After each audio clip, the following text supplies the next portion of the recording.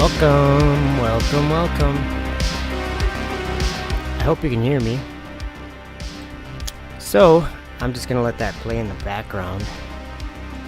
Well, actually, I want to read you something.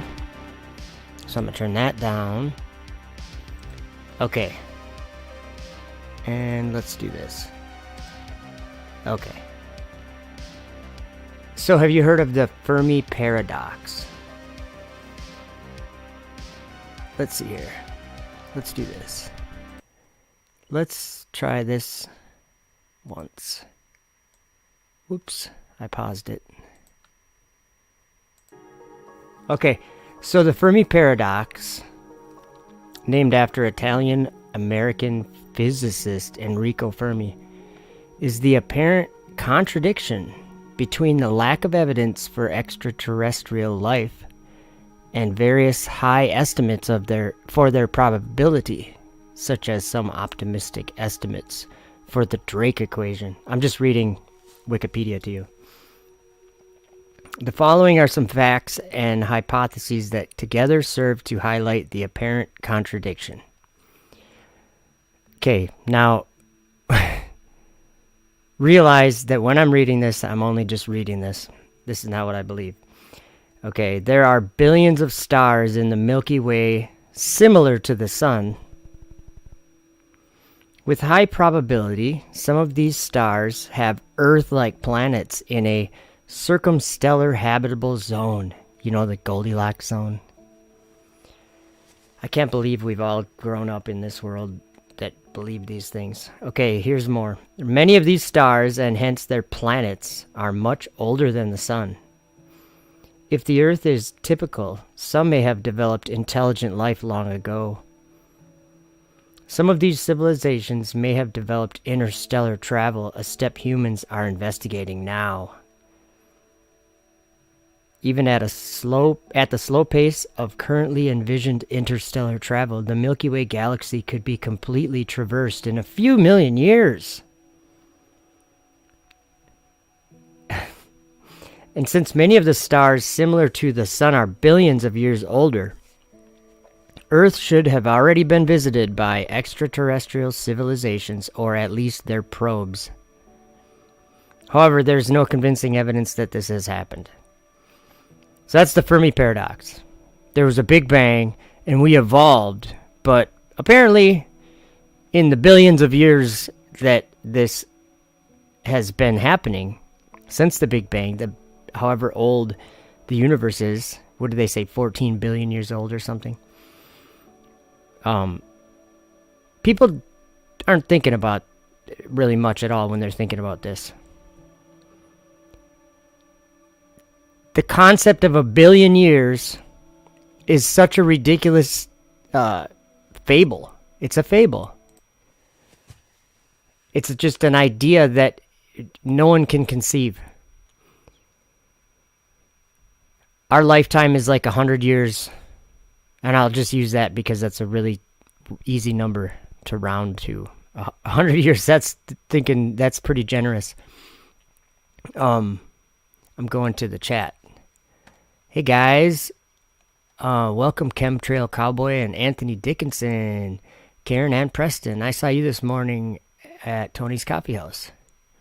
Speaking of coffee, I have coffee, and you should too.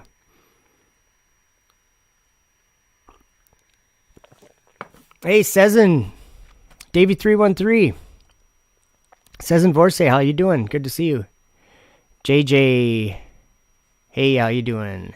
Stephanie Island Girl, and GR Cleve, Don Pratt.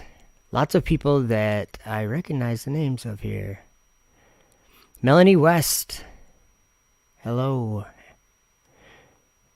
Anthony Dickinson says 64.4 billion years. What a joke, huh? 64 billion years.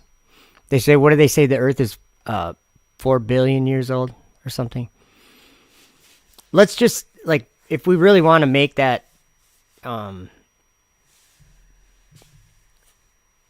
look the way that it really is. We've all driven a mile, right? we all have a pretty good idea about how far a mile is, right? So let's say in your lifetime, you could walk 100 miles. Let's say you walked about a mile a year and you lived to be 100. You'd walk about 100 miles.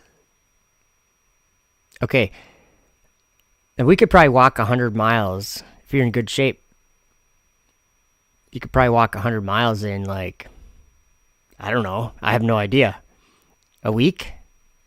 Maybe a week? But anyway, pretend that you live 100 years and during your lifetime, you move 100 miles or you walked 100 miles. Well, the idea of a billion years would be the same as a billion miles. Like, what I'm saying is, we can see like a lifetime of years, and we all know how long that is. Think of 5 years ago, how long ago that was. Okay, 5 years ago. And these people think that they have figured out that the earth is in the billions of years old. Well, during those billions of years, there should have been, if this universe evolved, there should have been other life forms that evolved all over the universe, probability-wise, because if there was enough planets around, that means if there's like an infinite amount of planets, that would mean that there would be someone else on another planet telling you what I'm telling you right now. That would be the probability, because if there was that many, if there was infinite, then that, you know what I'm saying. PIA, good to see you. Luke Sellers, good to see you. Oh, you know what, Anthony, I still haven't caught your last night. I haven't caught your last night's show yet. I had a super mega headache yesterday. I don't know why. Or last night. Oh, GR Cleve, thanks for that correction. It says they're wrong. 66.6 billion, not 4. Right? Okay, so it's kind of like distance, because isn't that funny how it ends up being tied together? Because they say, like, the light from these stars on your screen, oh, that's all billions of years old, or whatever many light years old, right? Which doesn't make any sense. Doesn't make any sense. Because a light year, there's no such thing as a light year. Maybe it really does take 8 minutes for the light to get from the sun to the earth. Yeah, right. The sun's just right up in the sky. You know, I was working all day. I got a lot done at working today. I've been so busy lately with work that it's getting old. It's getting old. So that's why I haven't been on YouTube very much. Just constant trying to keep up with whatever. And you know what's so funny? What a position to be in to know that none of it matters. Like, I'm building things. I build things.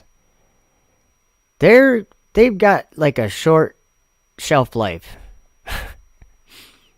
And typically they wouldn't.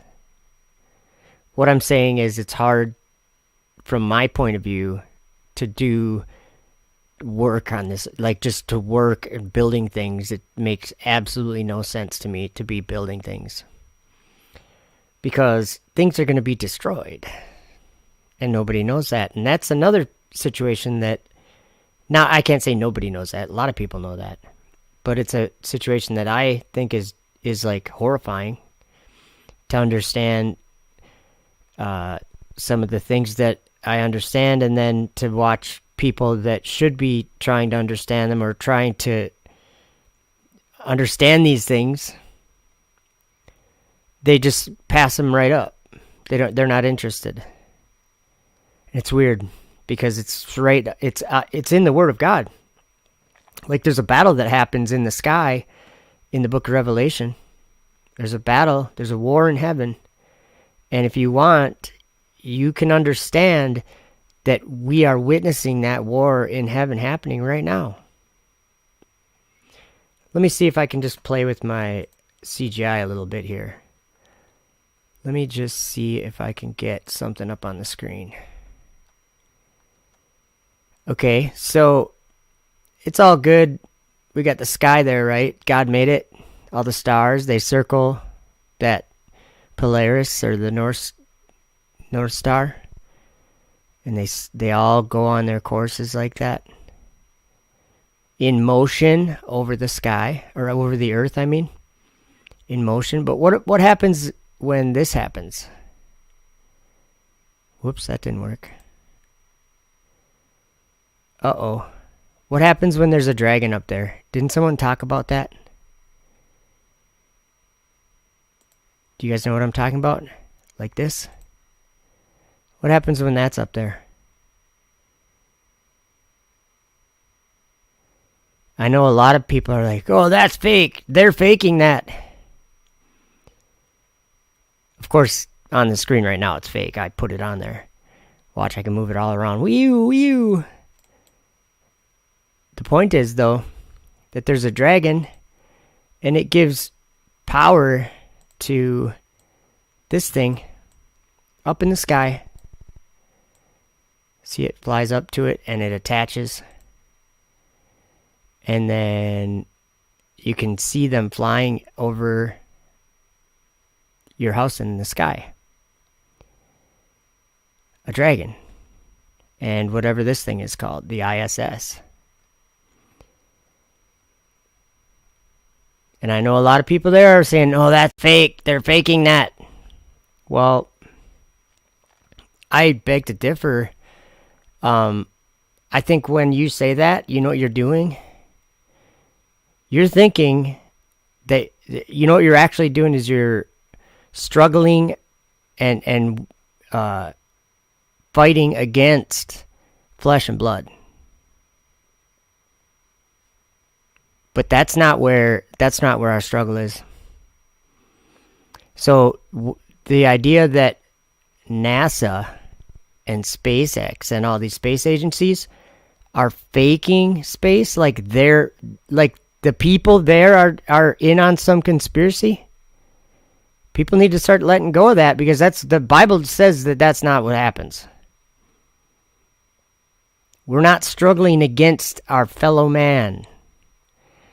Our struggle is against things that are in the sky. Spirits. What does it say in... It says spiritual wickedness in heavenly places. In the Greek, it says the word... It uses the word... what is it? Cosmocrator or something like that. Cosmic powers of evil in the heavenly realm. That's where our struggle is. You guys have heard of the planets, right? Why is there a dragon, and why is there a space station in the sky? There's only one reason. Because they want to go to another... They want to make another world. They want to play God. You guys know who this guy is, right? Yeah, he's the guy that makes fire come down from the sky. You know, that's in Revelation 2. There's a beast. Maybe it's on your screen. There's a beast that makes fire come down from the sky and deceives the world by doing that. In Revelation 13. And it's this guy that made it. Yeah, let's see. Looks like this from the ground. There's two of them right there.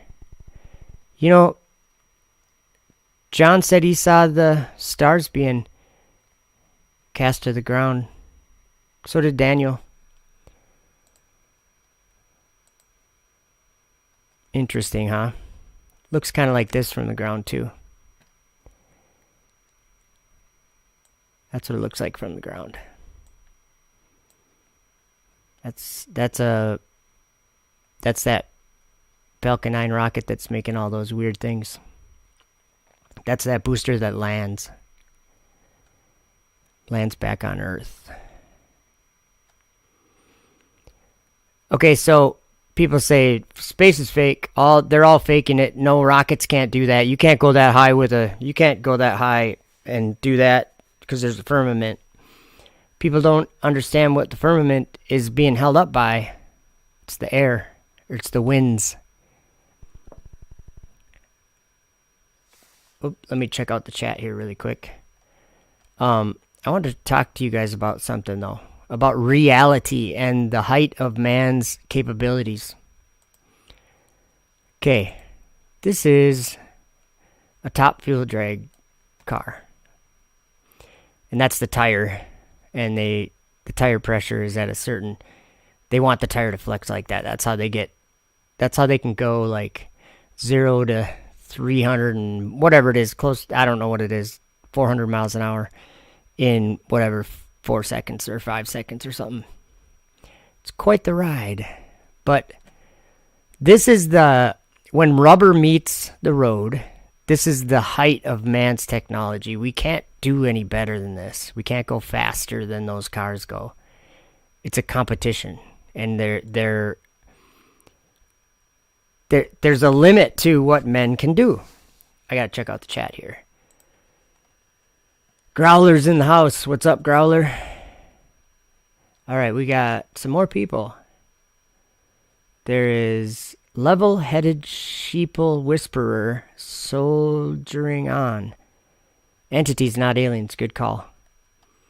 I would have to agree. Let's see here. Growler, it's good to see you, by the way. Swamplight 79, welcome. Okay, that rocket, it's called the Falcon 9, and I'll show you how we can look it up. Or one of the best ways to probably look it up. Let me get you on my screen here, and we'll go from Google. Let's see here. How do I do this? Desktop. Okay. Think you guys can see my Google now. So if we just go to spacex.com, you can click around on that and and you can look at the dragon, and you can look at all the, look at that, dragon returns to Earth. Let me just remind you guys of something. Oh, what was I I was looking up something about a whirlwind. Let's look at this though. My computer's probably going to be super slow, but that's okay. I just wanted to go to Revelation 12 and just read about this war in heaven, and that Satan was a dragon, and that should kind of like make everyone think, anyone that's read the book of Revelation. Let's go to the KJV. Okay. And there appeared a great wonder in heaven, a woman clothed with the sun, and the moon under her feet, and upon her head a crown of 12 stars. And she, being with child, cried, travailing in birth and pain to be delivered. Now, I don't know if you guys remember, but it was September 23rd, 2017, that we could have seen that sign in the sky. I personally believe that we did. But verse 3 says, and there appeared another wonder in heaven. And behold, a great red dragon, having 7 heads and 10 horns and 7 crowns upon his heads. Let me show you something. Okay, so dragon returns to Earth.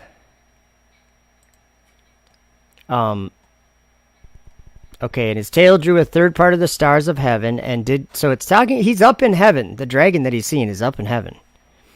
But I wanted to show you something else. We can find it right on SpaceX, I think, actually. Let's see here, where would we do it? I think it would be human spaceflight, maybe. Oh no, I'm thinking of, never mind. I'm thinking of their Flickr page. But let's do this, watch. What happens if I do Red Dragon? SpaceX Red Dragon. Well, it was a mission that they had, and I want to show you. Look what comes up on the screen. This vehicle, this is the vehicle that, this is this vehicle right here. It's the Dragon capsule. And when they first designed it, it was called Red Dragon.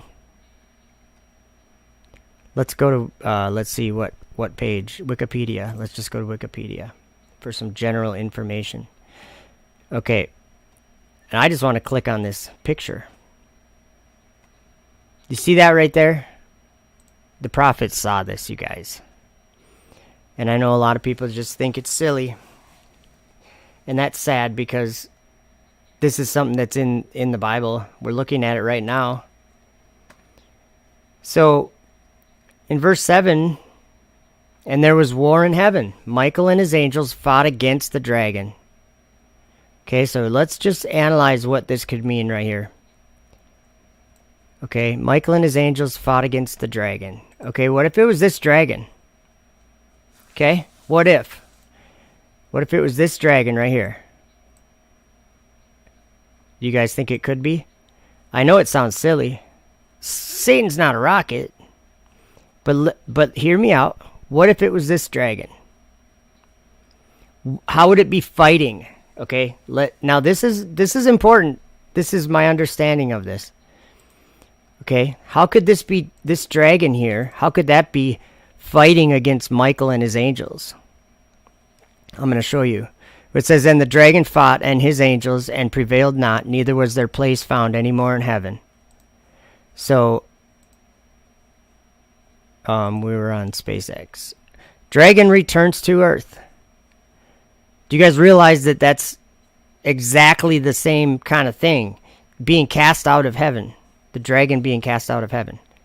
And right here on SpaceX's website, the dragon returns to Earth. So, let's look at this dragon. Sending humans and cargo into space. 30 launches, 27 visits to the ISS, 12 reflown missions. Look at this. The Dragon spacecraft, excuse me, is capable of carrying up to 7 passengers. Well, let's just go back here. Remember this, having 7 heads and 10 horns and 7 crowns upon his heads? That's interesting. Okay? That's all I'm saying is that's interesting. So, what if it was this dragon? What if it was this dragon? Then how would it fight with Michael? Well, let me show you. I have to go to, I want to show you. Don't worry. I'm going somewhere with this. Somewhere. But I don't know. I just turned my program off. I hope that didn't screw everything up. Sorry guys. Oh, there it is. Okay, I'm back. Let's see here. Okay, this right here, I'm going to show you, I already showed you a little, I'm finding it here. You know what I'm going to do? I'm going to probably grab a video. Unless okay, I just found it. Let me just show you this real quick. Okay, remember this? This is what it looks like from the ground. Okay? This is when there's a dragon launching. Hey, look, it has my logo on it. Cool. This is just like a GIF image that I made. But, okay. It's up in a place where there's not much air, and it's shooting gases around up there. Like, I don't know what kind of gas. But it has, like, thrusters. Now, that's kind of an annoying screen. I'm sorry. I'm working on it here. Okay, so that's the Falcon 9. Let's look at that. That's why I went to SpaceX, so I'm sorry I got sidetracked. But I just wanted to show you one more thing. Okay, so this war in heaven, Michael and his angels are fighting against the dragon and his angels. Well, in Revelation 7, it specifically mentions how this war is happening. An angel sees this, or John sees an angel, all these angels doing this. And after these things I saw 4 angels standing on the 4 corners of the earth, holding the 4 winds of the earth. Important. They're holding the 4 winds, that the wind should not blow on the earth, nor on the sea, nor on any tree. And I saw another angel ascending from the east, having the seal of the living God. And he cried with a loud voice to the 4 angels, to whom it was given to hurt the earth and the sea, saying, hurt not the earth, neither the sea, nor the trees, till we have sealed the servants of our God in their foreheads. So, the war between Michael and his angels, I'm pretty sure that these are 4 of Michael's angels that are holding the 4 winds of the earth, that it's given to them angels to hurt the earth. This is why I've been talking about rockets going up and down from the sky. It's in the Bible. It's part of the story in the Bible. At the end, they'll tread New Jerusalem underfoot. That's the city that comes down out of heaven from God. It says that they'll tread it underfoot for 42 months. What if we're in that time? I think we are. And I don't really know if that's like 42 specific months, like if it's going to be like, all right, Dave, or whatever, day 30 of week 41 is almost over. I don't think it's like that, but maybe. I don't really know. There's a lot of mentions of specific days, specific numbers of days in the Bible. But so there's that. Like the angels that are holding the 4 winds. Now, to back that up, let me show you what Enoch 57, what Enoch described seeing happen that moved the foundations of the earth out of their place. Let's just look at this really quick. And it came to pass after this that I saw another host of wagons, and men riding thereon, and coming on the winds. So they were flying, guys, coming on the winds from the east and from the west to the south. And the noise of their wagons was heard, and when this turmoil took place, the holy ones from heaven remarked it. And the pillars of the earth were moved from their place. Well, the pillars of the earth, the foundations of the earth. This is a controversial thing, I'm sure. I don't really care, though. It's just what Enoch said. Let me show you. He saw the treasuries of all the winds. And he says, I saw how he had furnished with them the whole creation and the firm foundations of the earth. I saw the cornerstone of the earth. I saw the 4 winds which bear the earth and the firmament of heaven. To bear something means to hold it up. So the 4 winds hold up the earth and the firmament of the heaven. They are the foundations of the earth. Don't ask me how. Most foundations are like cement or something, or rock, or stone, or bedrock, or whatever. But not in this case. He said, I saw the treasures of all the winds. I saw how he had furnished with them the whole creation and the firm foundations of the earth. Then he keeps backing it up, though. He said he saw the 4 winds which bear the earth and the firmament of the heaven. Well, the chapter we were just in, he saw men coming on the winds in wagons, and it was the noise from their wagons that made the pillars of the earth move out of their place. So we got that to look forward to. I'm excited. Are you? Okay, so that rocket, sorry I get sidetracked really easy, but that rocket's called the Falcon 9. It's the first orbital class, first and only orbital class rocket capable of reflight. They've had 85 total landings, guys.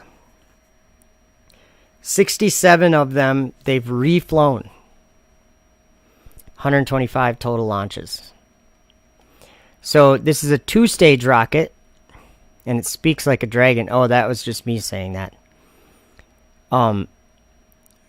Falcon 9 is a reusable two-stage rocket designed and manufactured by SpaceX for the reliable and safe transport of people and payloads into Earth orbit and beyond. Falcon 9 is the world's first orbital-class reusable rocket. Reusability allows SpaceX to refly the most expensive parts of the rocket, which in turn drives down the cost of space access. Okay, so this is what it looks like, right? Now, up at the top, up at the top there's like that bigger part. That's called the fairing, and underneath that would be where like a satellite or whatever payload they were gonna put up into God's sanctuary. Whatever they were gonna put up there would be underneath those fairings until it got out of the thicker air, and then those fairings separate and come off. Otherwise, it could be a Dragon capsule that would be sitting there instead. So this is the second stage, the inner stage, the payload. You see, it can be a Dragon or it can be something else. Here's Dragon. So let's just see here. I don't think I want to watch a video. So they have Merlin. There's 9 Merlin engines on each one. And see, this is something that people aren't getting. Thrust. Okay? Like, saying that rocket launches are fake isn't going to help you out. It's not going to help the flat earth. It's not going to help anything. Because none of this is fake. This is an actual industry. And it's a big industry. There's a lot of money that goes into this stuff. And thrust is what rocket engines produce. Now, I don't know what all these numbers mean. Something newtons, I'm sure. I don't know. But it's using LOX RP1. I think that's liquid oxygen and methane, maybe. What's RP1? Oh, it won't let me click on it. Anyway, they produce a lot of thrust, and guess what they use to do it? It uses air. It uses the wind. Let's just see what this looks like.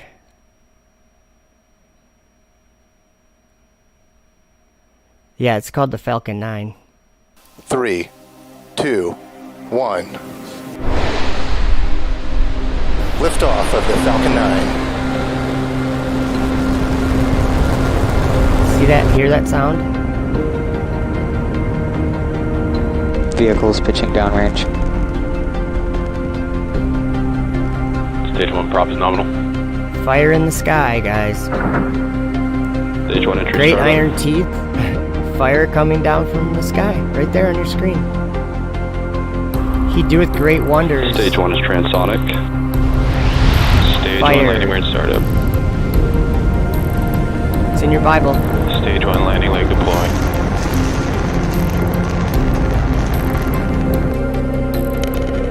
You know what else?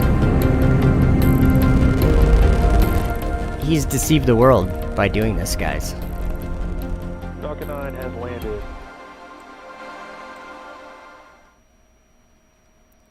Let's do this. Let's look at... I think they have a new video out for Starship. Oh, maybe not. I thought they would have it on their site by now. They made a video of Sorry guys, I'm just... Oh wait, maybe we will be able to... So they've already flown this thing.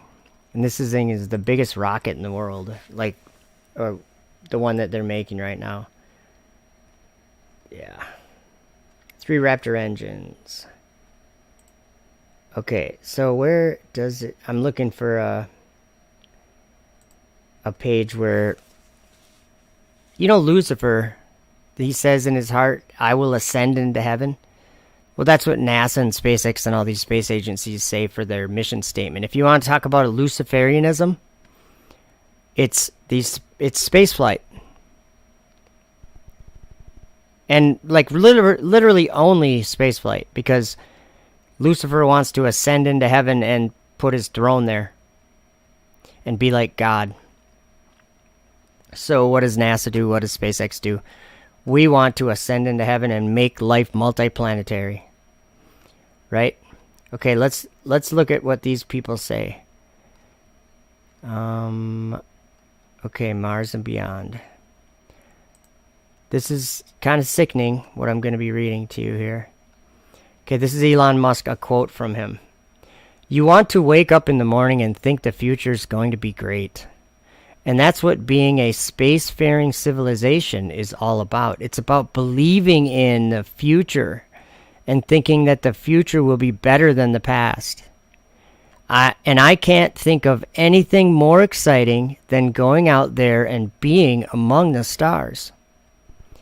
Okay, this man is a Luciferian, and he might not know it. But let's look at, let's see here. I'm just going to Google something. Obadiah 1. Because this is, God mentions this more than once about these people that want to be among the stars. I think I want verse 4 or verse 3. I'll go to verse 3 and then 4. The pride of thine heart hath deceived thee, thou that dwellest in the clefts of the rock, whose habitation is high, that saith in his heart, who shall bring me down to the ground? I like the King James Bible. Though thou exalt thyself as the eagle, and though you set your nest, though thou set thy nest among the stars, thence will I bring thee down, saith the Lord. See, if Elon Musk feared God, he probably would read this and go, maybe I shouldn't be doing what I'm doing. But he doesn't fear God. He thinks he's God. So he's going to keep trying to ascend and live among the stars. That's the Lucifer in him. People think it's good in this world. They think it's great. They think that going to space is a great thing. Back to SpaceX.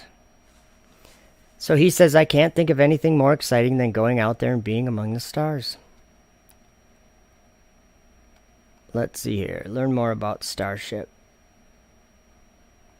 Oh, I guess they just got that. So, yeah. I'm kind of sick of SpaceX's website. Let's watch a video, or have one in the background anyway, because I actually have something to read to you guys. Because since we're talking about the winds, okay, this is how this battle happens in the Bible, in Revelation. It's the 4 angels that are holding those 4 winds. And what if we're in that time right now when the angels said that the servants of God were being sealed in their foreheads? I think that we're in that time right now. And I'm going to go to the chat and check it out. Say hi to everyone. Let's see. Rockin' Hood. That's a pretty cool name. Welcome. Paul Levi is welcome. How are you, bro? And I'm just scrolling. Buzzin23. You're an illegal alien? Does that count? Sure. That'll count. If you want it to count, it'll count. We can make that happen. And then Rockin' Hood said, all humans count. Bam! So, let's see. I would not rule out the possibility that the arrows, projectiles, shot from the Tower of Babel may have been rockets. You know what, G.R. Cleve? I'm in the same boat there. And you know what else? There's a weird thing. In the book of Jasher, at the... Let's just go there. I'll just go there. You guys still got my screen, I think. Let me make sure that you still got my screen. Yeah, you do. Okay, there's something really interesting in the book of Jasher, and in the Testament of Solomon that are both kind of the same thing, but they're a little different. So we're going to look at that, and then we're going to look at... Oops, I had it there, I think, in my... Here we go. Testament of Solomon. I just want to show you guys something interesting about demons holding things up in the air. They can do that, I guess. So, the Testament of Solomon, where is it? Towards the end. Okay. Okay, it's right here somewhere. So, what Solomon had seen was these demons, and they told him that they could fetch for him this great pillar. It doesn't really give an explanation of this, but, or column, it looks like it says in this. Okay, this is talking about the demon of the wind. Okay, it's talking about the demon from Arabia, and it was what did it call it? It was a tempest, like a strong wind, but it was venomous, and it would kill people when it would blow on them, and it would kill cattle and things when it would blow on. So Solomon ended up binding up this demon, and he it was the demon of the wind, like the wind, and it was actually strong enough to lift up this stone that Solomon wanted lifted up on the temple, but no one could do it. No one could lift it. Truth is criminal. Welcome. No one could lift it. So Solomon got this demon of the wind. He ordered him to lift it up there, and it was no problem for the wind. So this is interesting when we're thinking about launching rockets and putting payloads up into the sky. The whole challenge is thrust. And your thrust to weight ratio, I think they call it. It's not a very easy thing to use air or thrust, fire, whatever, to put things up in the sky. But it's really like the only way that anything can go fast enough to what they call orbit. But it's not an orbit. It's just entering in through a window into the firmament. But so anyway, Solomon, let's see here. Okay, he captured the demon in a flask, or this youth did. So I'll just start in 121 here. Then the youth fastened the flask on the camel, and the Arabs sent him forth on his way with much honor and precious gifts. Because it was the Arabs that wrote Solomon a letter saying, we have this venomous wind, can you help us? And so he sent this youth to go capture it, and he captured it.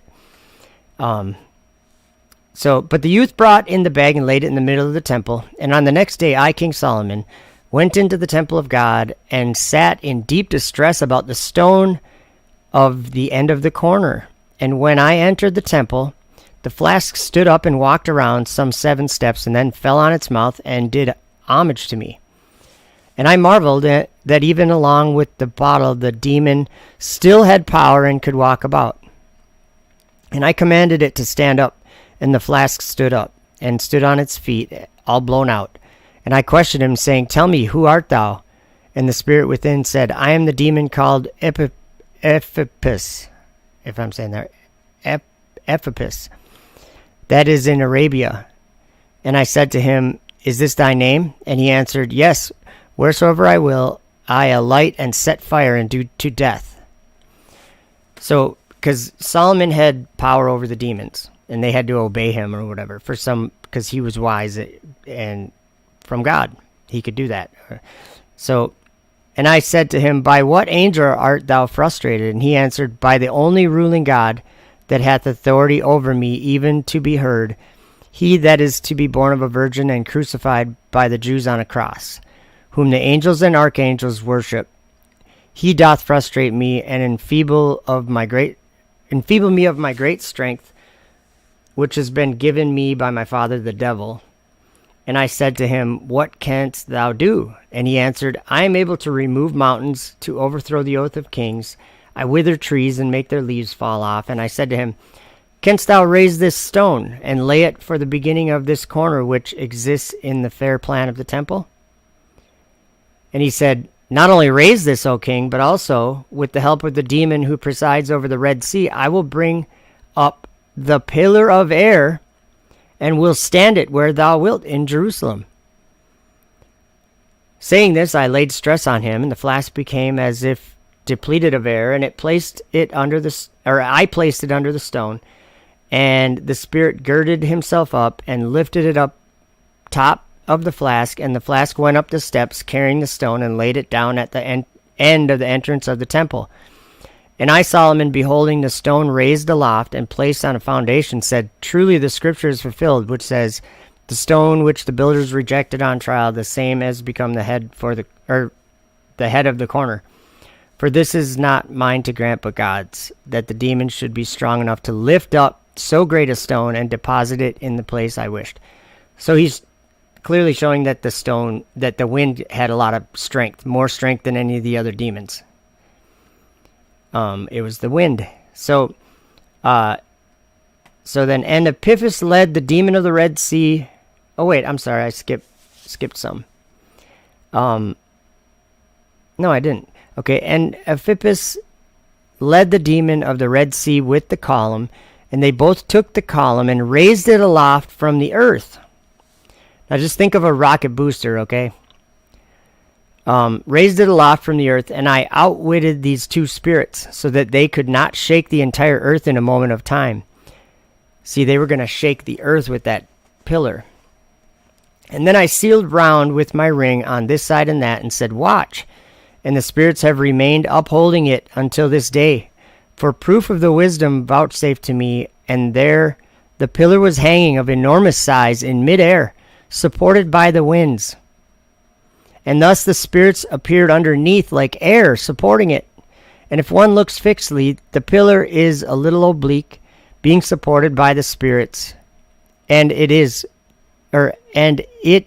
so today. Okay, so pay attention to that right there. The pillar being supported by the spirits, by the demons. And it is so today. Now look at Jasher 9. So they built the Tower of Babel, right, and then it got destroyed and everything? Well, this explains it got destroyed in 3 different ways.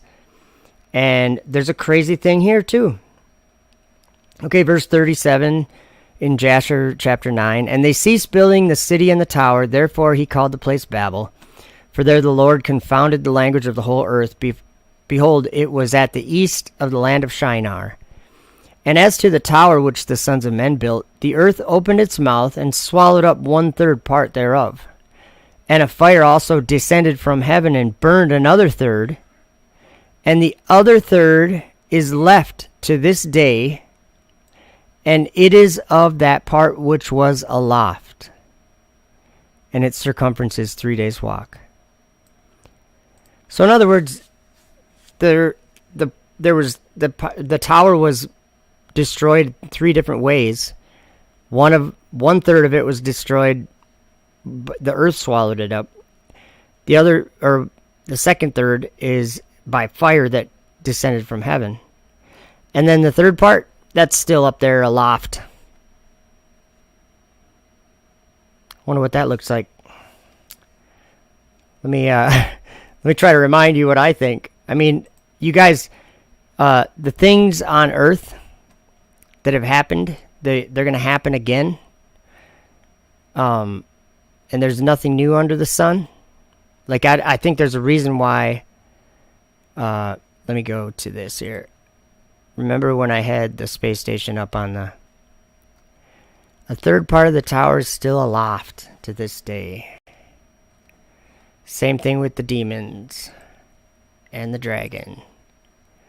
Let me get the video going again. Whoops. I don't know why it's not working. There we go.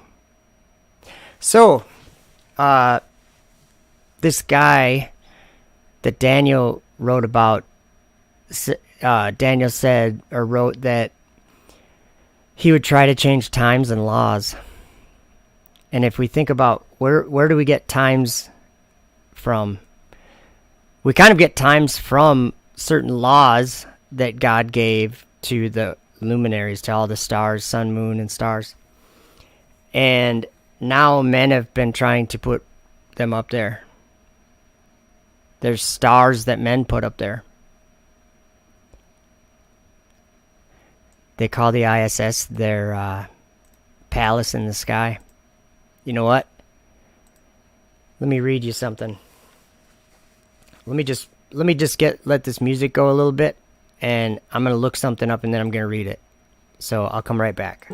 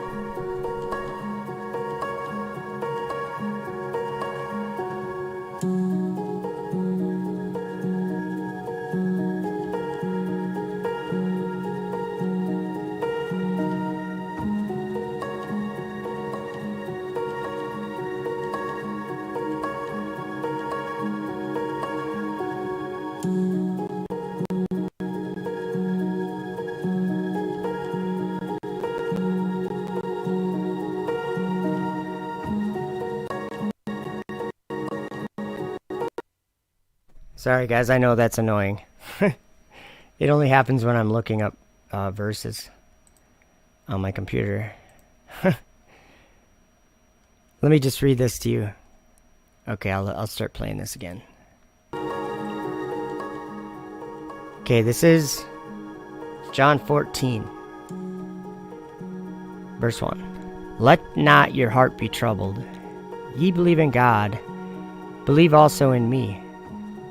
In my Father's house are many mansions. If it were not so, I would have told you. I go to prepare a place for you. And if I go and prepare a place for you, I will come again and receive you unto myself, that where I am, there ye may be also. And whither I go ye know, and the way ye know. I'm going to keep reading. Then Thomas saith unto him, Lord, we know not whither thou goest, and how can we know the way? Jesus saith unto him, I am the way, the truth, and the life. No man cometh unto the Father but by me. If ye had known me, ye should have known my Father also. And from henceforth ye know him, and have seen him. This is some interesting stuff. Like, it raises a lot of, like, kind of like arguments or whatever, debates. But trying to understand the Son and the Father, that's a hard thing. I'll keep reading. Philip saith unto him, Lord, show us the Father, and it sufficeth us. Jesus saith unto him, Have I been so long time with you, and yet hast thou not known me, Philip? He that hath seen me hath seen the Father. And how sayest thou, then, show us the Father? Believest thou that I am in the Father, and the Father in me? The words that I speak unto you, I speak not of myself, but the Father that dwelleth in me, he doeth the works. Believe me that I am in the Father, and the Father in me, or else believe me for the very work's sake. Because he was performing miracles. Verse 12 says, Verily, verily, I say unto you, he that believeth on me, the works that I do, shall he do also, and greater works than these shall he do, because I go unto my Father.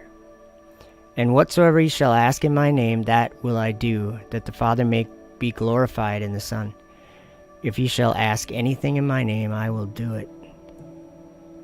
If ye love me, keep my commandments. And I will pray the Father, and he shall give you another Comforter, that he may abide with you forever, even the Spirit of truth, whom the world cannot receive, because it seeth him not, neither knoweth him. But ye know him, for he dwelleth with you, and shall be in you. I will not leave you comfortless, I will come to you. Yet a little while, and the world seeth me no more, but ye see me, because I live, ye shall live also. At that day ye shall know that I am in the Father, and ye in me, and I in you. He that hath my commandments and keepeth them, he it is that loveth me, and he that loveth me shall be loved of my Father, and I will love him, and will manifest myself to him. Judas saith unto him, not Iscariot, Lord, how is it that thou wilt manifest thyself unto us, and not unto the world? Jesus answered and said unto him, If a man love me, he will keep my words, and my Father will love him, and we will come unto him, and make our abode with him. He that loveth me not keepeth not my sayings, and the word which ye hear is not mine, but the Father's which sent me. These things have I spoken unto you, being yet present with you. But the Comforter, which is the Holy Ghost, whom the Father will send in my name, he shall teach you all things, and bring all things to your remembrance, whatsoever I have said unto you. Peace I leave with you, my peace I give unto you, not as the world giveth, give I unto you. Let not your heart be troubled, neither let it be afraid. Ye have heard how I said unto you, I go away and come again unto you. If ye loved me, you'd rejoice, because I said, I go unto the Father, for my Father is greater than I. And now I have told you before it come to pass, that when it is come to pass, ye might believe. That's one of my favorite verses. Like, if you're seeing these things, if you're seeing the changes that I'm seeing, then this is powerful words right here. I'll read it again. And now I have told you before it come to pass, that when it is come to pass, ye might believe. So like he was telling them, or us, I should say, telling us all of this, like about the world hating you for his name's sake, being beaten in the synagogues, and having a testimony against the church, or against the synagogue, I guess. He told us about all that, and we've understood what he means now. But I'm gonna keep reading. I just love that. And now I have told you before it come to pass, that when it is come to pass, ye might believe. Like he was thinking about this a long time ago. Hereafter I will not talk much with you, for the prince of this world cometh, and hath nothing in me, but that the world may know that I love the Father, and as the Father gave me commandment, even so do I. Arise, let us go hence. That's powerful stuff, if you ask me. So let's see here. There's another thing I want to read to you guys. Should I keep reading? I'm gonna go check out the chat really quick. Doc Michael's in the house. What's up?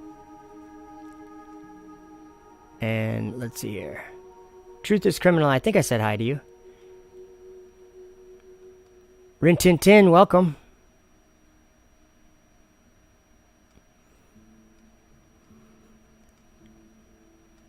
Earth first, space later, welcome. And the shit, welcome. Okay, so here we go. You guys ready for some 2nd Ezra chapter 6? Because this one is great. Let me, should I grab a different video of stars? I'm going to do that. I have one called, I'll grab it. I'm going to get it here, hold on. Because this one here has been playing probably like 5 times by now. This one is called Lights in Heaven. I gotta turn the music down now. Okay, so 2nd Esdras, where is my... I had the page open and I think I closed. Oh no, maybe it's right here. Nope. Okay, I found it. So this video that's playing, this is all just footage I've taken from my backyard mostly. And mostly of stars and sun, moon, whatever. Planets. Okay. So it's interesting that the reason that you can hear me talking right now is because whatever, if you're listening on your TV or your speakers or your phone or whatever sound is coming out of your phone, it's because things are moving. The air is moving. That's the only reason why sound is coming out of your speakers. So, like subwoofers, they got the bass, the boom, boom. And what that is it's a wave that's pushing through the air, and it moves the air, and our eardrums pick it up. Okay? It's an actual movement. It's motion of the air. And if we're thinking about the winds, okay? Now, this is titled More Signs of the End. This is chapter 6 in 2nd Esdras, starting in verse 11. I answered and said, O sovereign Lord, if I have found favor in your sight, show your servant the last of your signs of which you showed me a part on a previous night. He answered and said to me, Rise to your feet, and you will hear a full resounding voice. And if the place where you are standing is greatly shaken while the voice is speaking, do not be terrified, because the word... Oh, you know what? I'm just turning the sound off. It's skipping.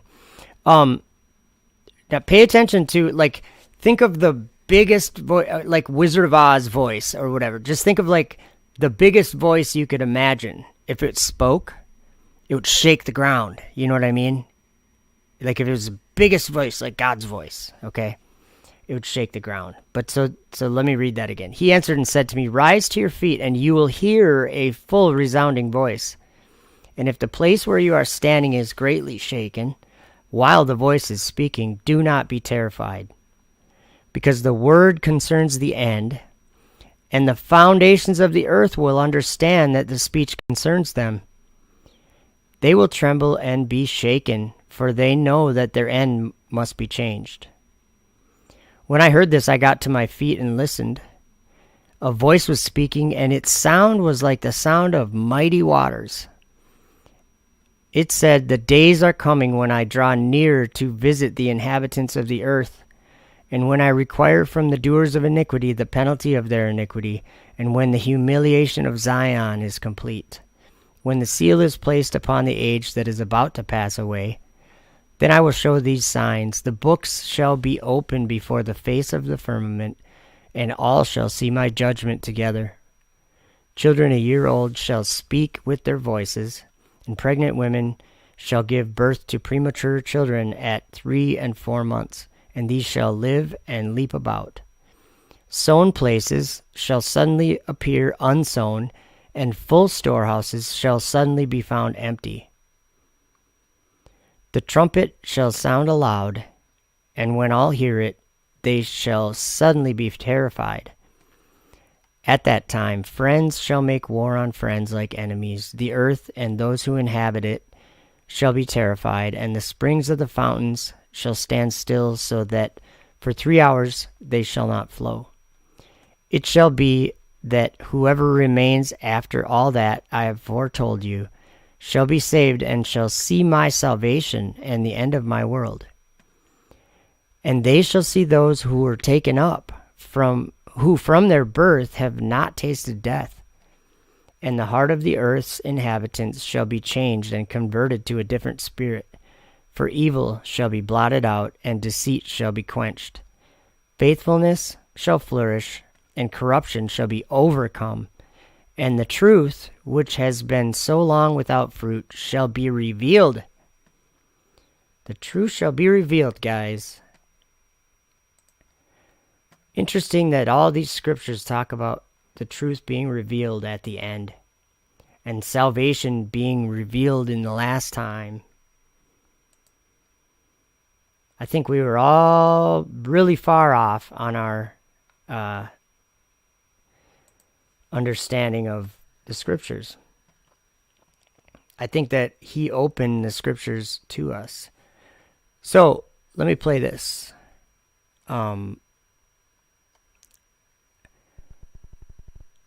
There's a star in the sky that men put up there. And shout out Now You See TV.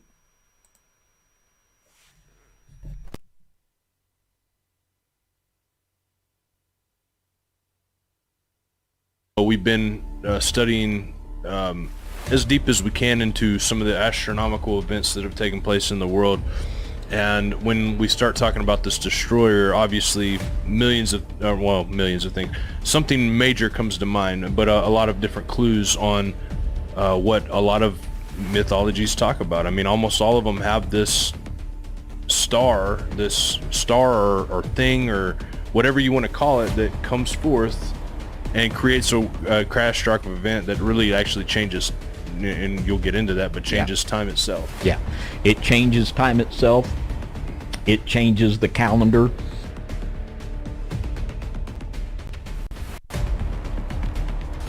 This star. This is the only place that humans have outside of planet Earth where humans can live. And if you like, down there on Earth, you can actually see it with your naked eye. You just go to the ISS website and it tells you when to see us. You can look up in the sky and you will see this bright little star moving over the sky. This star. Now, when this war begins, also the war in the heavenlies will take place.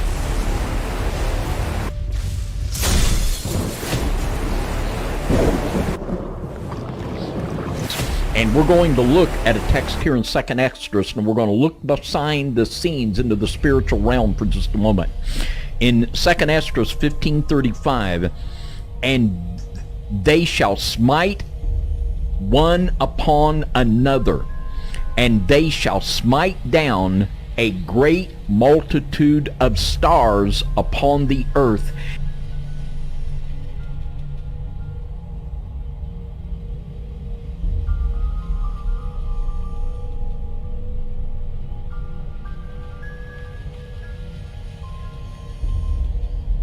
And even their own star. And blood shall be from the sword unto the belly, and even their own star.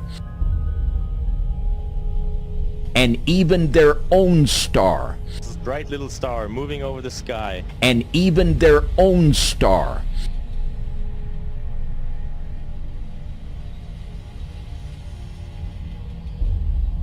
Now, this talks about casualties in the angelic realm of stars being beat down to the earth by other stars. This is literally an angel war that we're seeing, and the war in heaven. This is going to be wild, and I don't know how much of this we're going to see.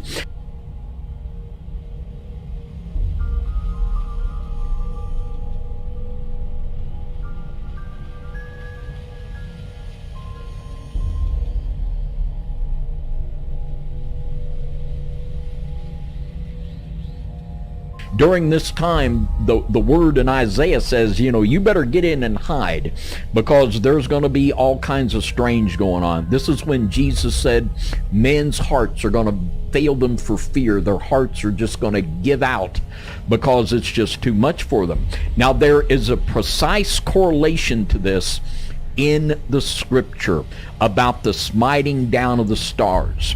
Now, let's read it in Daniel chapter 8 and verse 10. And it waxed great, even to the host of heaven, and it cast down some of the host of the stars to the ground, and stamped upon them. That there's going to be casualties in this spiritual war. We're actually going to have angels fighting and destroying one another, casting them to the ground and stamping them. And in this text, it says that the little horn will do this.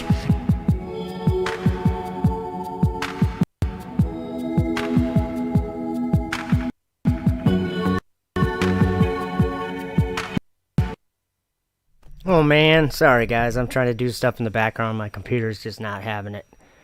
I wanted to find a video. I know where it is, so I'm going to do it right now. I'm still going to play the rest of this video. There's still 5 minutes left of this video with John Pounders and David Carrico. Those guys are awesome, by the way. Rockin' Hood says, David Carrico, the grandpa I never had. Yeah, that guy is awesome.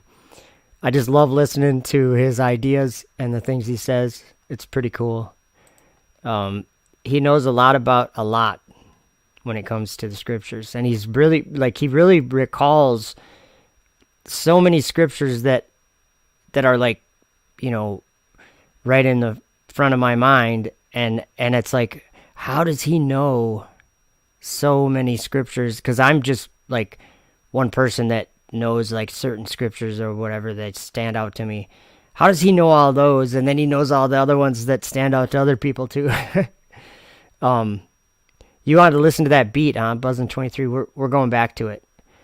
I needed to find this video because after this, I'm going to read Daniel 7, the whole chapter after this video. But I'm trying to, all I'm trying to do is just get it into my program. And I can't stand when the video skips. That bothers me a lot. Okay. Oh, I had it there. My computer's really slow, guys. I hope everything's coming through clear. Okay, I found it. Daniel 7. Okay, that's our next one. So we'll continue, and hopefully it doesn't skip.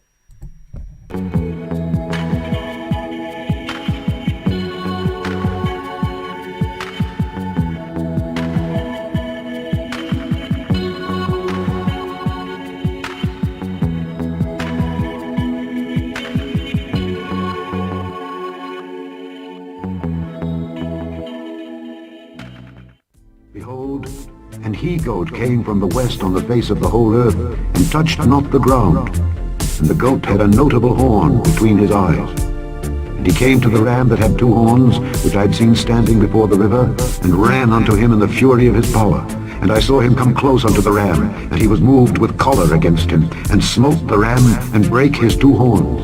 And there was no power in the ram to stand before him. But he cast him down to the ground, and stamped upon him. There was none that could deliver the ram out of his hand. Therefore, the he-goat wagged. Oh boy, right at the best part. Okay, so I'll take the second. Oh, you know what? I think I might have changed the setting. This might be my own fault. Hold on. We'll try this. This might help. I turned audio preload down. Let me save that. Let's try this.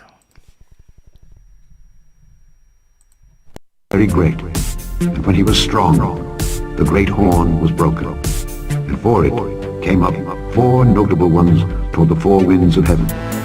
And out of one of them came forth a little horn, which waxed exceeding great toward the south, and toward the east, and toward the pleasant land. And it waxed great, even to the host of heaven. And it cast down some of the host and of the stars to the ground, and stamped upon them. Yea, he magnified himself even to the prince of the host, and by him the daily sacrifice was taken away, and the place of his sanctuary was cast down. And an host was given him against the daily sacrifice by reason of transgression, and it cast down the truth to the ground, and it practiced and prospered.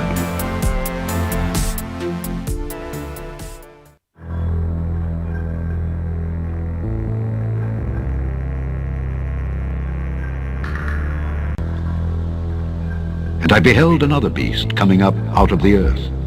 And he had two horns like a lamb, and he spake as a dragon.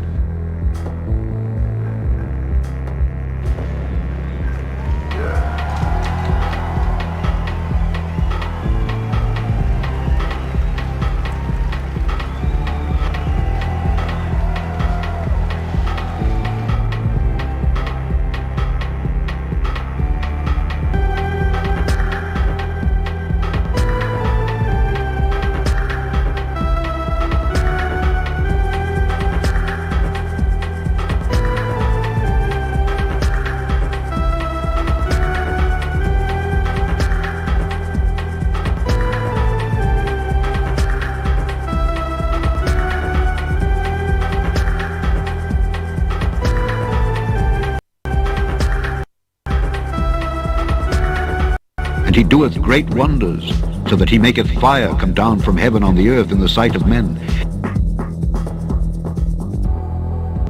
So that he maketh fire come down from heaven on the earth in the sight of men.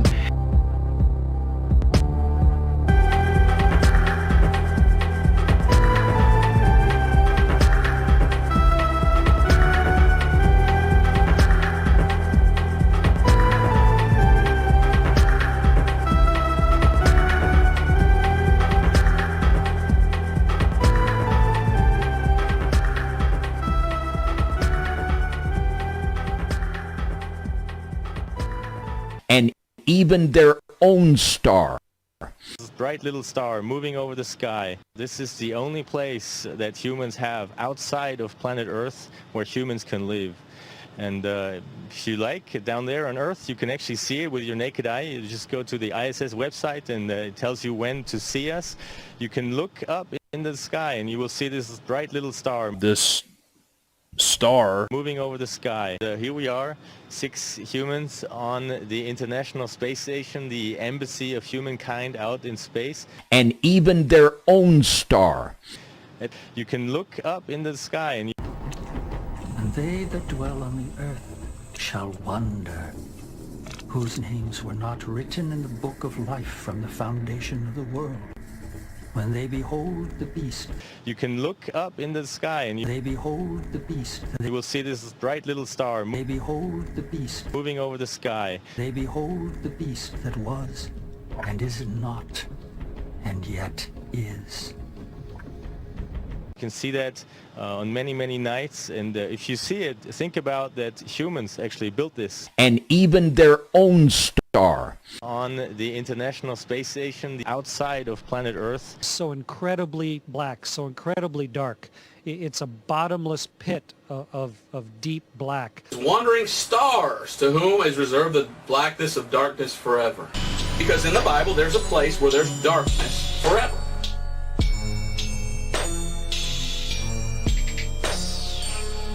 And it's called hell. It's a bottomless pit. It's a bottomless pit. Okay, you guys. So if you have headphones on, crank them up. If you have a stereo with subwoofers, crank it up. In other words, turn up the sound. I'm gonna read Daniel 7 to you, and you can either watch the screen or just close your eyes and listen. But listen to this story that Daniel tells. It's awesome. Daniel 7. In the first year of Belshazzar, king of Babylon, Daniel had a dream and visions of his head upon his bed. Okay, sorry about that. Let's try that again. I'm starting it over. Daniel 7. In the first year of Belshazzar, king of Babylon, Daniel had a dream and visions of his head upon his bed. Then he wrote the dream and told the sum of the matters. Daniel spake and said, I saw in my vision by night, and behold, the 4 winds of the heaven strove upon the great sea. And 4 great beasts came up from the sea, diverse one from another. The first was like a lion, and had eagle's wings. I beheld till the wings thereof were plucked, and it was lifted up from the earth, and made stand upon the feet as a man, and a man's heart was given to it.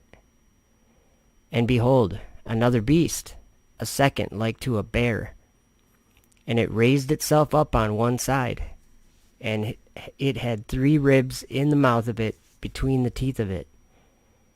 And they said thus unto it, Arise, devour much flesh. After this I beheld, and lo, another, like a leopard, which had upon the back of it 4 wings of a fowl. The beast also had 4 heads, and dominion was given to it.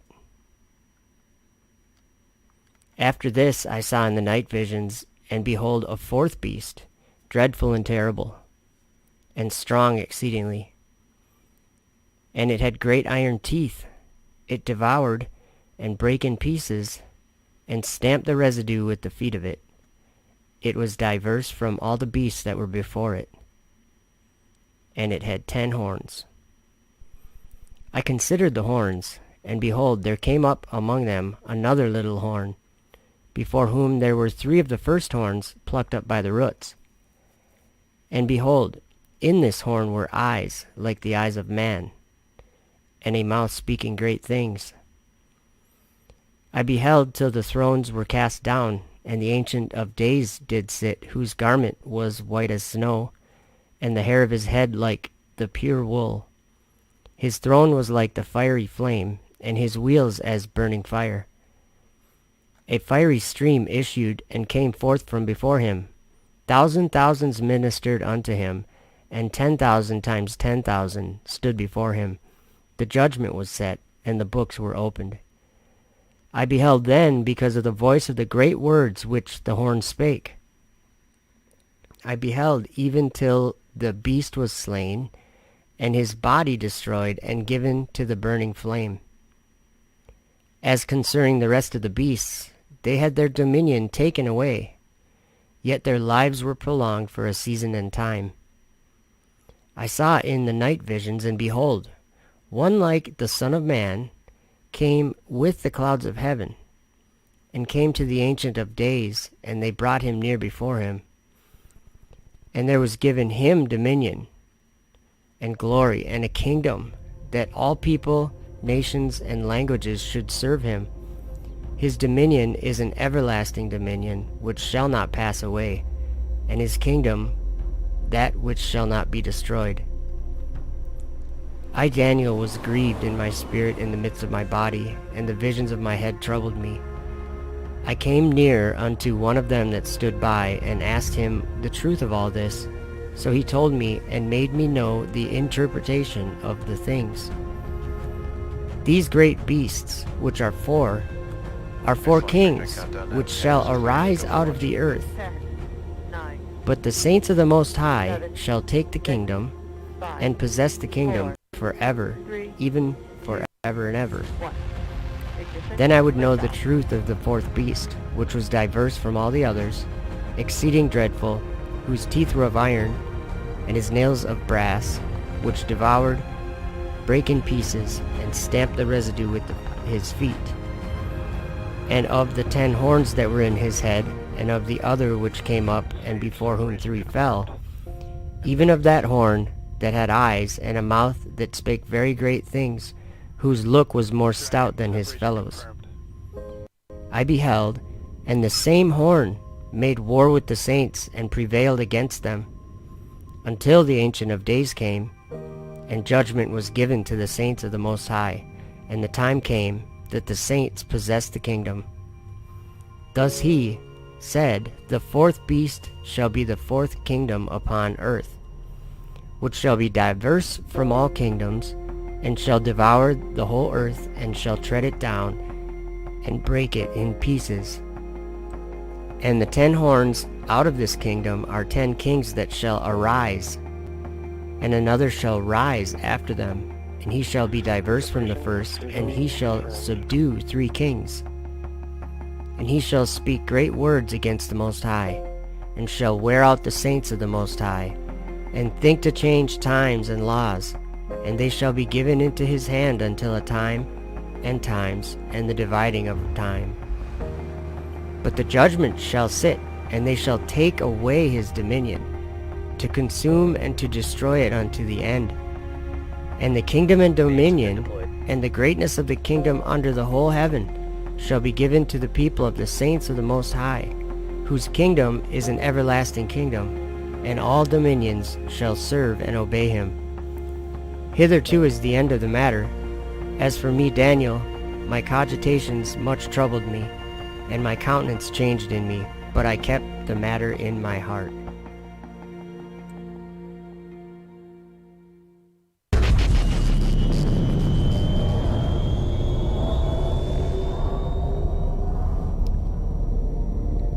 Okay, I've got another one, guys, but I have to grab it, and I didn't want to disturb the video. And this one is about the air and sound and the winds, and I gotta find it.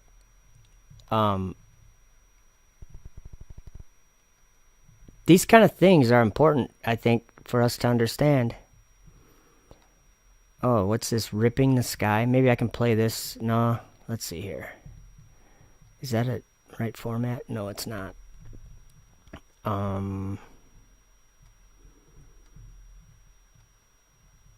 Looking for something. Sorry, guys. Thought I knew where it was. Maybe I don't. If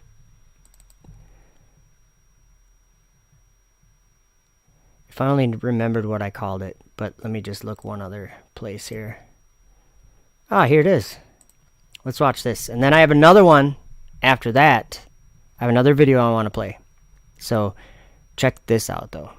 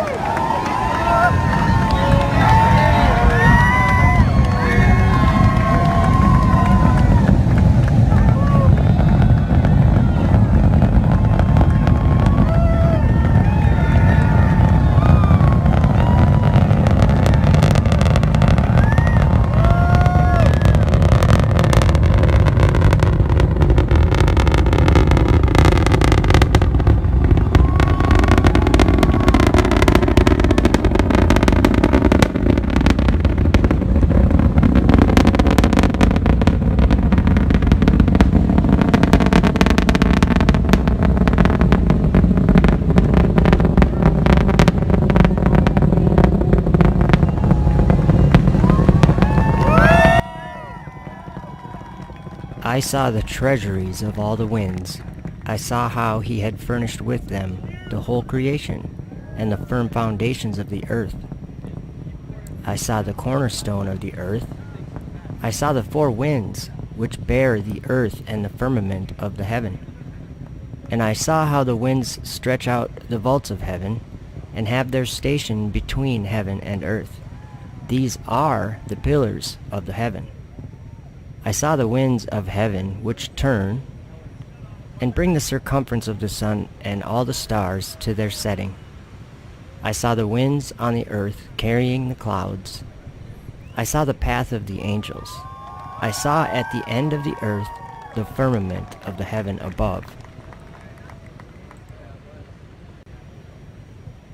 For on the first day he created the heavens which are above, and the earth, and the waters, and all the spirits which serve before him, the angels of the presence, and the angels of sanctification, and the angels of the spirit of fire, and the angels of the spirit of the winds, and the angels of the spirit of the clouds, and of darkness, and of snow, and of hail, and of hoarfrost, and the angels of the voices, and of the thunder, and of the lightning, and the angels of the spirits of cold, and of heat, and of winter, and of spring, and of autumn, and of summer, and of all the spirits of his creatures, which are in the heavens and on the earth.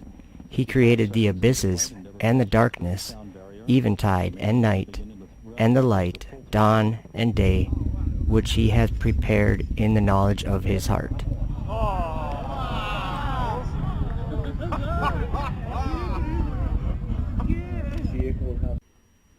According to many scriptures, there are angels of the winds, and they have certain things that they do. Just like the angels of the rain and the clouds, they govern the rain that falls on the earth. Whether you believe in angels or not, it's at least something to think about when we're talking about the winds, because of sound, the speed of sound, how if you go faster than sound can move through the air, a phenomenon happens that is only known about by doing this. A sonic boom is something that happens beneath the area where something is going supersonic. And when the shuttle, or in this day and age, Falcon 9 rockets come back into the Earth's atmosphere from being outside the Earth's atmosphere, there's a sonic boom. And the four winds are held by four angels, and this has something to do with the destruction mentioned in the book of Revelation. And after these things I saw four angels standing on the four corners of the earth, holding the four winds of the earth, that the wind should not blow on the earth, nor on the sea, nor on any tree. And I saw another angel ascending from the east, having the seal of the living God. And he cried with a loud voice to the four angels, to whom it was given to hurt the earth and the sea, saying, Hurt not the earth, neither the sea, nor the trees, till we have sealed the servants of our God in their foreheads.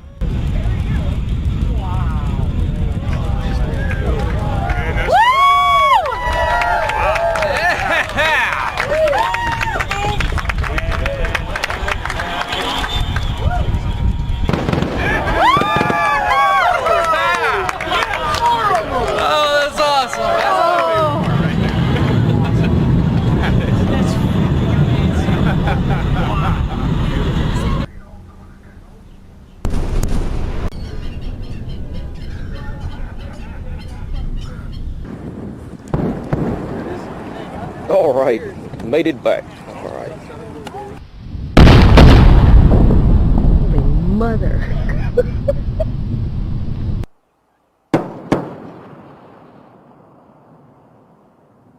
Twin sonic booms heralding Atlantis' arrival at the Florida spaceport.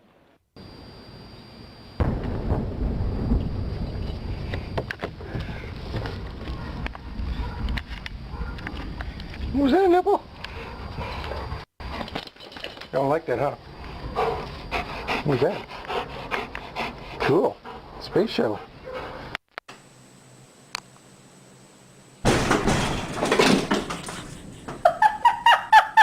4 minutes to touchdown.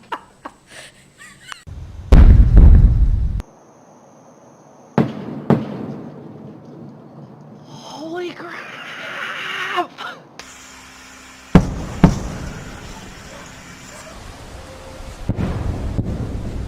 That was a space shuttle, Tina. Yeah. That was a space shuttle. Look at what I'm getting this. I'm getting this on camera. Look. Unusual for this last landing, right, Greg? There are, and as I mentioned, once we hear that boom, we always like to see it for ourselves with the naked eye. That's when we.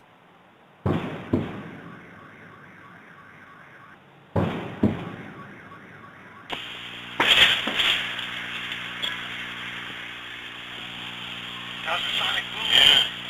Bunch of Hollywood out there. But we're like, look at this trajectory. We're like right on top. We're exactly underneath it.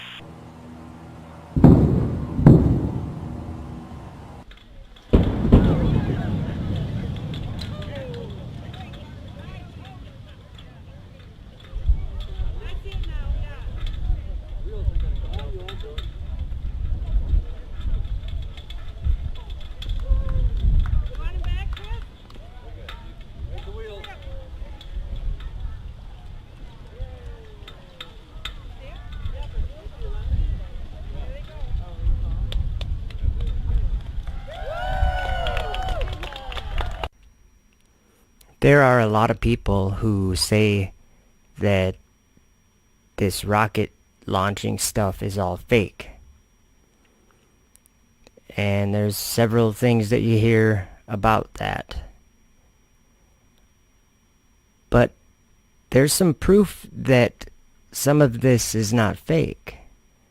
And if we look at just videos taken of rockets launching, we can tell that they are moving faster than the speed of sound very shortly after the launch, and they keep going.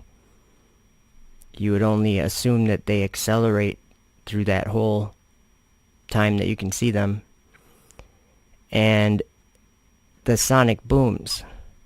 We know of something that has been experienced probably all throughout time, and it's something called a meteor, or that's what we call it anyway. And that's where something comes into the atmosphere from outside of our world, and it very much makes the same sound as one of these rockets re-entering the Earth's atmosphere. Let's compare the two.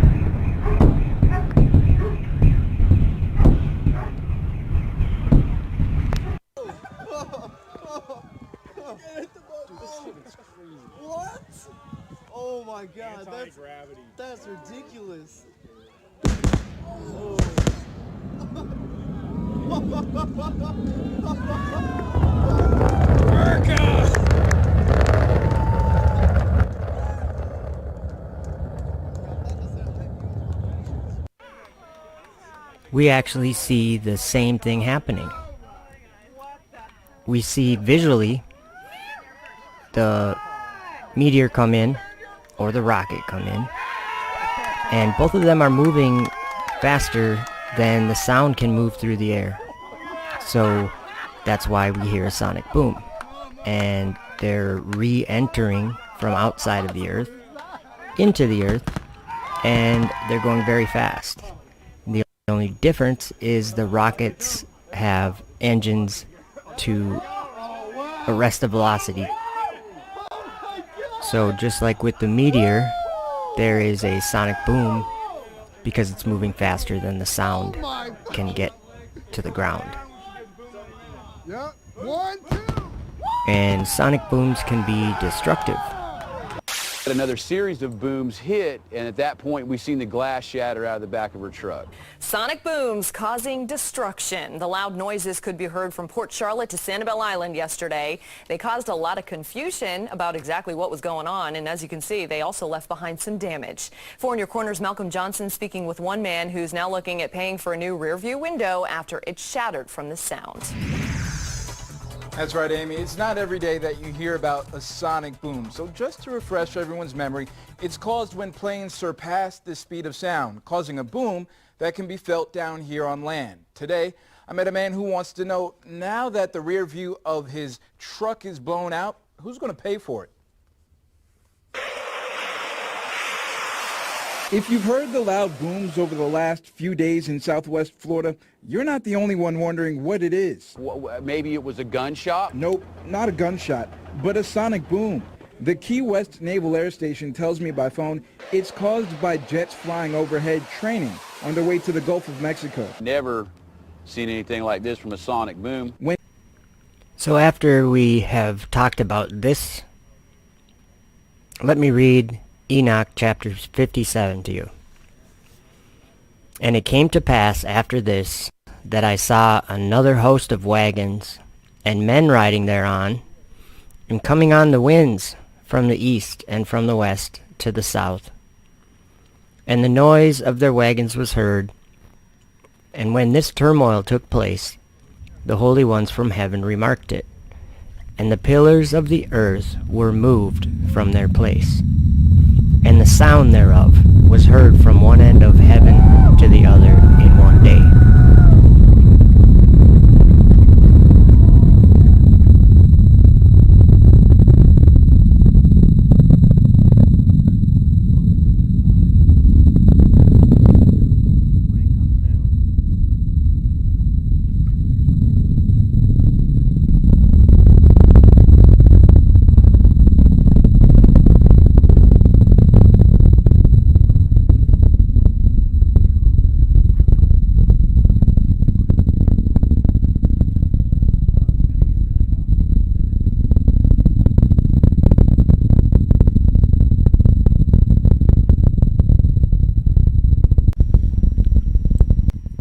So Enoch saw some men riding on wagons on the winds,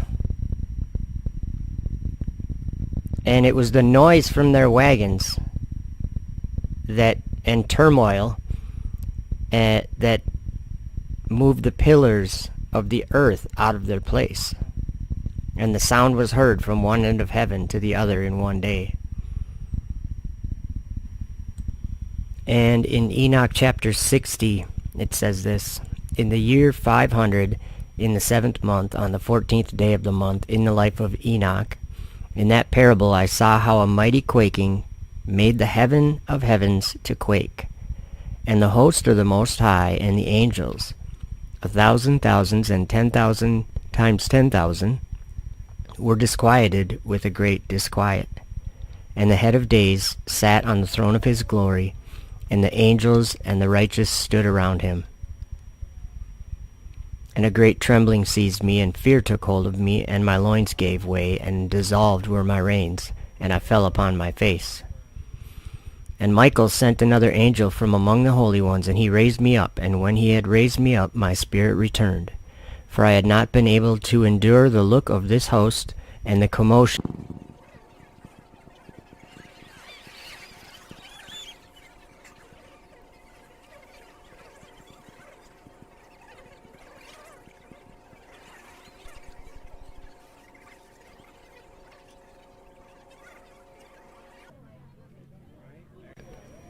In that book of Revelation, at the end of the world, Satan deceived the whole world. And one of the great signs and wonders that he did was make fire come down from heaven on the earth in the sight of men, and deceive the world by doing that. Don't be deceived.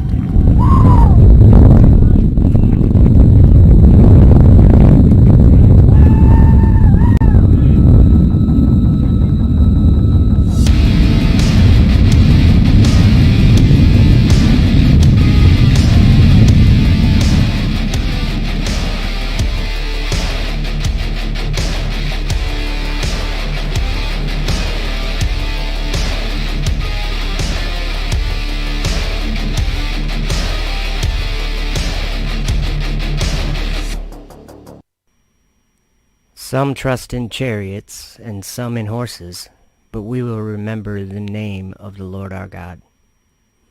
They are brought down and fallen, but we are risen and stand upright. Save, Lord, let the King hear us when we call.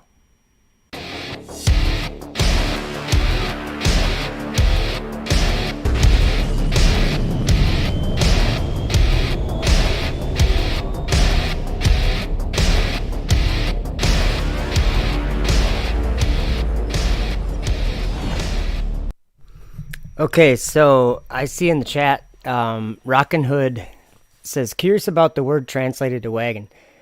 And me too. I've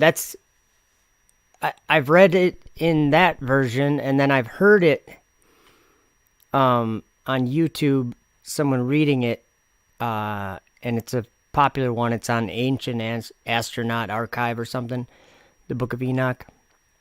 I don't remember who it is that read it, but they did it kind of like a really good job.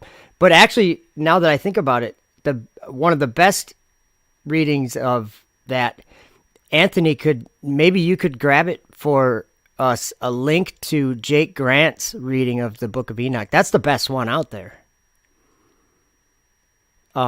Jake Grant has a channel on YouTube here, and he read the Book of Enoch, and I should have a link to that all the time, but because that's one of my favorite things to listen to.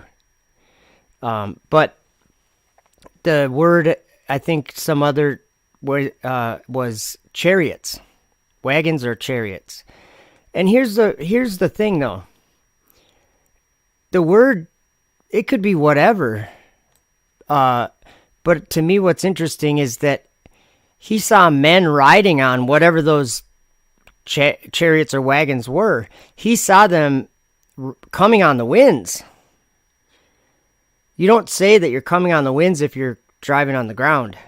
You're not coming on the winds unless you're flying. The winds of heaven, the winds of the earth, or the four winds. So whatever they were riding in, they were riding on the winds, and whatever they were riding was super loud, and it made the angels nervous. It said the angels were disquieted with a great disquiet because of this shaking and quaking of heaven that was heard from one end of heaven to the other in one day. Like that is, to me, it's significant. But I am going to, and welcome everyone. I saw Vicnoid, welcome. And I saw Charlie Handsome, welcome. Let's see who else. Captain Caveman's in the house. Dank, good to see you. A Saved Sinner, good to see you. I'm going up this time. And if I didn't say your name, I will, or welcome anyway. Stephen Kevin Das, welcome. Hi, fella. I like that. Hi, fella. It has to mean flying if you're coming on the winds. Maybe I can go there and just read that really quick. Whoops. Yeah. Let me just read that really quick. And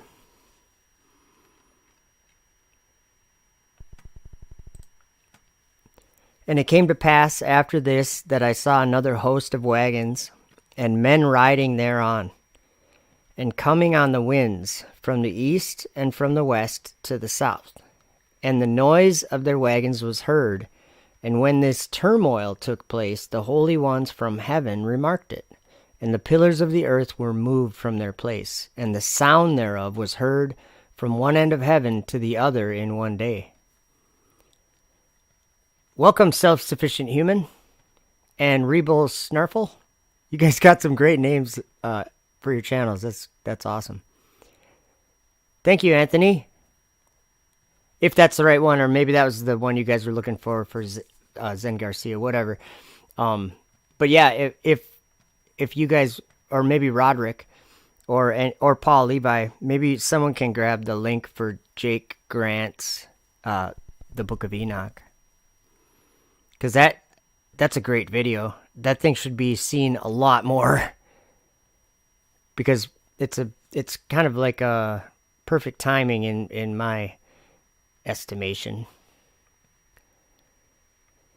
Catfish sent you. Catfish. Do I know Catfish? Catfish. Seems like I know Catfish. Doc Michael says, thank Catfish. Thank you, Catfish. Whoever Catfish is, I should know probably. Oh, by the way, yeah, Doc is here. He's everywhere. Doc Michael. Yeah, that's the Book of Enoch, yeah. Catfish sent me. You guys have to fill me in. Okay, so I'm going to end the stream here after. Well, we're going to end it with a video. And it has to do with the same subject. It's another gem from the Book of Enoch about the stars and about the sky.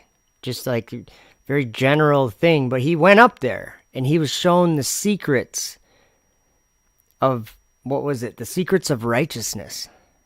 Which, wow, what does that mean? I mean, that's pretty cool. Welcome, Nicholas Benoit. If I said that right, sorry, I didn't probably say it right. So, thank you guys for hanging and chatting. And yeah, check out this video. This is called Encircling That House. And this is, to me, hey, Question the Answers, what's up? Welcome. This is, to me, you know in John, in Revelation, when he said he saw a new heaven and a new earth? Like, I know that hasn't happened, but in a weird way, I do see a new heaven and a new earth. A flat earth. But the heaven part is what this video is about. So, here we go. Enjoy it, and thank you, and we'll see you next time. And, yeah. Thank you.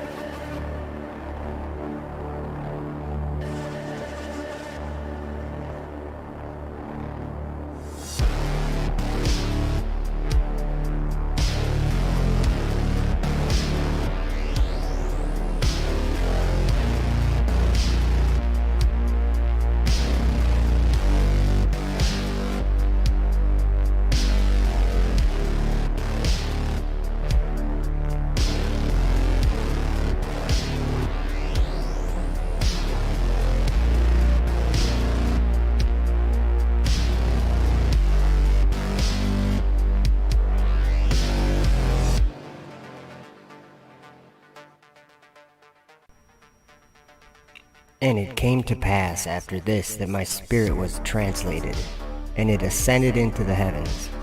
And I saw the holy sons of God. They were stepping on flames of fire. Their garments were white, and their raiment and their faces shone like snow. And I saw 2 streams of fire, and the light of that fire shone like hyacinth. And I fell on my face before the Lord of spirits. And the angel Michael, one of the archangels, seized me by my right hand, and lifted me up, and led me forth into all the secrets. And he showed me all the secrets of righteousness. And he showed me all the secrets of the ends of the heaven, and all the chambers of all the stars, and all the luminaries, whence they proceed before the face of the holy ones.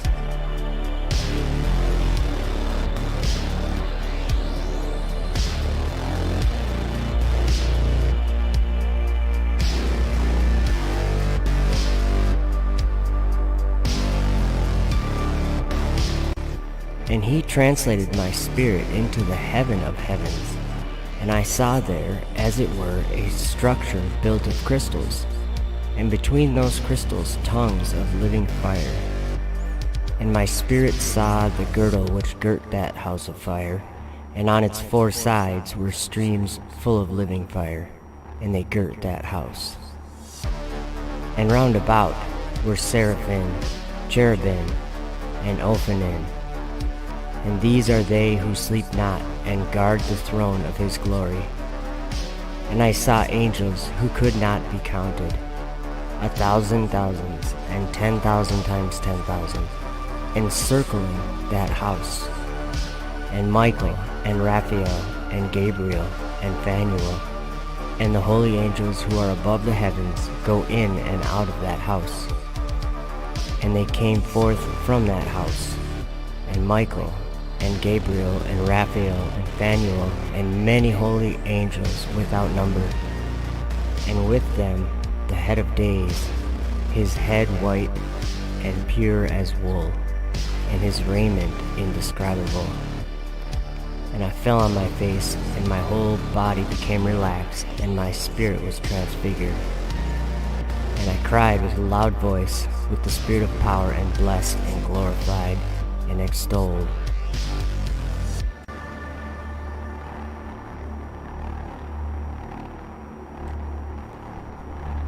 Lift up your eyes on high, and behold who hath created these things, that bringeth out their host by number.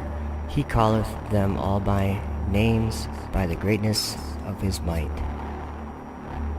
For that he is strong in power, not one faileth.